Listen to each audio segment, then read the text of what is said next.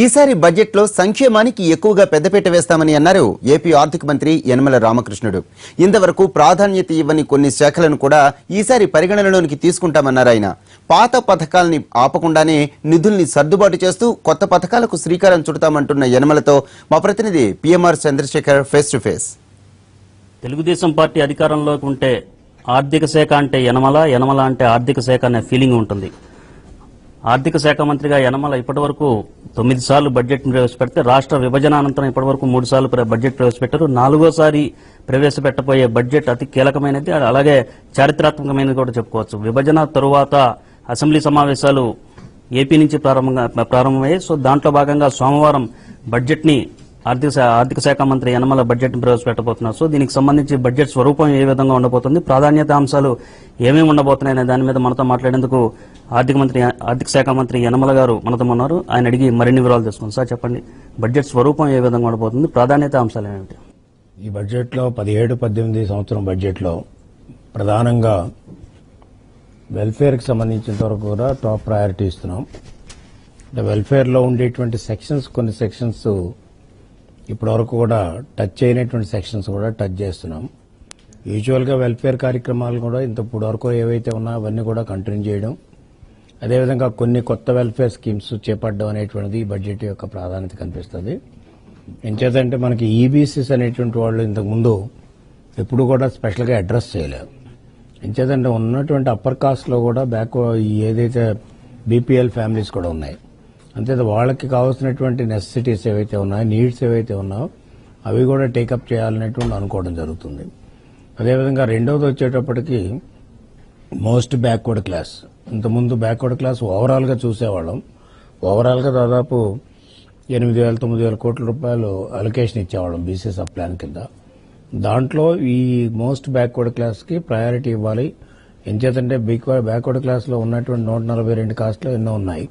దాంట్లో కొంతమంది ఆల్రెడీ ఎకనామికల్గా కొంతమంది డెవలప్ అయ్యారు, సోషల్గా కూడా డెవలప్ అయ్యారు. అయితే మోస్ట్ బ్యాక్వర్డ్ క్లాస్లో ఇంకా బ్యాక్వర్డ్ క్లాస్ బాగా బ్యాక్వర్డ్నెస్ ఎక్కువగా కనిపిస్తుంది. చేత వాళ్ళని స్పెషల్గా అడ్రస్ చేసి వాళ్ళకి స్పెషల్గా ఒక కార్పొరేషన్ పెట్టి వాళ్ళకు కూడా స్పెషల్ అలొకేషన్ ఇవ్వాలనేటువంటి ఒకటి. లాస్ట్ ఇయర్ ఎట్లయితే కాపులకి బ్రాహ్మిన్స్కి ఇచ్చామో ఈ సంవత్సరం ఈబీసీస్కి మోస్ట్ బ్యాక్వర్డ్ క్లాస్కి ప్రాధాన్యత ఇవ్వాలని అనుకుంటున్నాం. అంచేత ఓవరాల్గా ఈ సొసైటీలో ఉండేటువంటి పేదవాళ్ళు ఎవరైతే ఉన్నారో, ఈ సొసైటీలో ఉండేటువంటి వల్నరబుల్ గ్రూప్స్ ఏవైతే ఉన్నాయో వాళ్ళందరినీ కూడా స్పెషల్గా అడ్రస్ చేసి వాళ్ళకి న్యాయం చేయాలనేది బడ్జెట్ యొక్క ప్రతిపాదన. అంటే మీరు సంక్షేమానికి పెద్దపీట వేయడంతో పాటుగా అభివృద్ధి కూడా చేస్తామని చెప్తున్నారు. కొన్ని టార్గెట్స్ కూడా ఫిక్స్ చేసుకోవడం జరిగింది, రాజధాని నిర్మాణం విషయంలో కానివ్వండి, పోలవరం నిర్మాణం విషయంలో కానివ్వండి. సో ఈ నేపథ్యంలో రెండింటినీ మీరు ఎలా బ్యాలెన్స్ చేసుకుంటే వెళ్తారు? నిధులేమో ఆ స్థాయిలో, అంటే ఇప్పటికీ మనం చూసుకుంటుంటే నిధుల కొరత కానీ కేంద్రం నుంచి వచ్చే నిధుల లభ్యత కానీ తక్కువగా ఉన్నట్టు కనిపిస్తుంది. సో దీన్ని ఏ విధంగా బ్యాలెన్స్ చేస్తుంది? నిధుల కొరత ఉన్నమాట వాస్తవే. అయితే ఉన్న నిధుల్ని ఎఫెక్టివ్గా టార్గెటెడ్ గ్రూప్స్ కానీ ఖర్చు పెట్టగలిగినట్టయితే, టార్గెటెడ్ ఏరియాస్ కానీ ఖర్చు పెట్టగలిగినట్టయితే మనం అనుకున్నది అలాగా సాధించగలం. అందుకనే డెవలప్మెంట్ వచ్చేటప్పటికైతే కన్వర్జెన్స్ పెట్టాం. ఇంచేత మనకి ఎక్కడా లేనట్టుగా ఎన్ఆర్జీఎస్లో మనకి దాదాపు 7,000 కోట్లు వస్తుంది. అంచేత 7,000 కోట్లలో మన గవర్నమెంట్, స్టేట్ గవర్నమెంట్లో ఉండేటువంటి ఫండ్స్ కానీ కన్వర్జెన్స్ చేసుకోగలిగితే దానివల్ల మనకి అనుకోకుండానే 14,000 కోట్లు డెవలప్మెంట్ జరుగుతుంది. అట్లాగే డెవలప్మెంట్ సైడ్కి సంబంధించిన వరకు కూడా పీపీపీ ప్రాజెక్ట్స్ వస్తాయి. దాంట్లో గవర్నమెంట్ ఇన్వెస్ట్మెంట్ పెద్దగా ఉండవలసిన అవసరం లేదు. అదేవిధంగా మనకి బీఓటీలు వస్తాయి, గవర్నమెంట్ ఇన్వెస్ట్మెంట్ పైసా కూడా ఉండదు.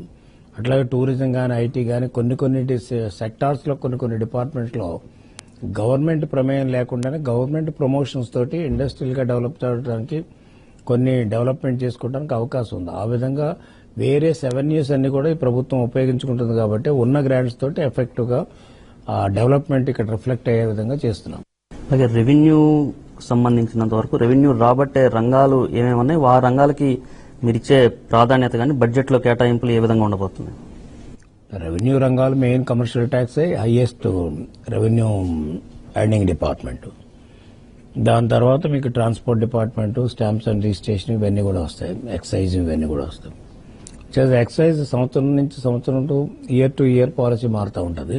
ఈ సంవత్సరం పాలసీని బట్టి ఈ సంవత్సరం గ్రోత్ రేట్ ఇస్తాం, వాళ్ళు ఎస్టిమేట్ చేస్తారు. బై అండ్ లార్జ్ ఏంటంటే కరెంట్ ఇయర్ కంటే రాబోయేటువంటి ఇయర్లో గ్రోత్ రేట్లు ఎక్కువ ఇస్తాం రెవెన్యూ ఎర్నింగ్ డిపార్ట్మెంట్స్. అవన్నీ అచీవ్ చేయాలని కూడా చెప్తాం. కొన్ని సందర్భంలో పూర్తిగా 100% అచీవ్ చేయలేకపోవచ్చు. అయినప్పుడు కూడా దాన్ని సబ్స్టిట్యూట్ చేసి ఎక్కడైనా షార్ట్ ఫాల్ ఉంటే దాన్ని లోన్ చేసుకునేటువంటి కెపాసిటీ మేము తీసుకుంటాం. అని చేత బారో చేసి దాన్ని ఫిలప్ చేయడానికి కూడా అవకాశం ఉంటుంది. వీలైనంత వరకు కూడా రెవెన్యూ అండ్ డిపార్ట్మెంట్ ఈ సంవత్సరం అయితే జీఎస్టీ వస్తుంది. జీఎస్టీ వచ్చిన తర్వాత కొంత మనకి అడ్వాంటేజ్ రావడానికి అవకాశం ఉంది. ప్రజల మీద ట్యాక్స్ భారం వేయకుండానే మనకి రెవెన్యూస్ ఎంచేతంటే ఎవేజన్ పోతుంది కాబట్టి రెవెన్యూస్ పెరగడానికి కూడా అవకాశం ఉంది. మొత్తం మీద ప్రజల అవసరాలకు తగ్గట్టుగా ప్రజల అవసరాలను దృష్టిలో పెట్టుకునే ఏదైతే బడ్జెట్ రూపకల్పన జరుగుతోందని చెప్పి చాలా స్పష్టంగా యనమల చెప్తున్నారు. అలాగే పూర్తిగా అభివృద్ధిని మరొకవైపు సంక్షేమ కార్యక్రమాలని సమ్మిళితం చేస్తూనే బడ్జెట్ ఉంటుందని యనమల చెప్తున్నారు. కెమెరామెన్ లక్ష్మణ్తో చంద్రశేఖర్, ఎన్టీవీ, అమరావతి.